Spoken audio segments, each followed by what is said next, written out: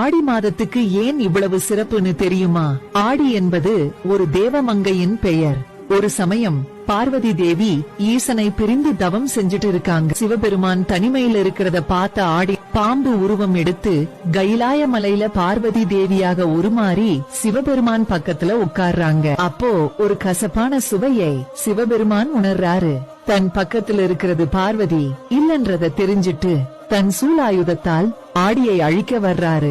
சிவன் சூலாயுதத்திலிருந்து வெளிப்பட்ட தீப்பொறி ஆடியை புனிதமடையச் செய்யுது. ஒரு நிமிஷமாவது தங்கள் அன்பான பார்வை என் மீது பட வேண்டும் என்பதற்காகவே இப்படி செஞ்சேன்னு மன்னிப்பு கேட்க சிவன் பூவுலகில் கசப்பு சுவையுடைய மரமாக பிறப்பாய் அப்படின்ற சாபத்தை கொடுக்காரு. ஆடியாகிய உன் பேரிலேயே ஒரு மாதம் பூலோகத்தில் அழைக்கப்படும். அந்த வேளையில் நீ கசப்பு குணமுடைய வேப்ப மரமா பிறந்து மக்களுக்கு நல்லதை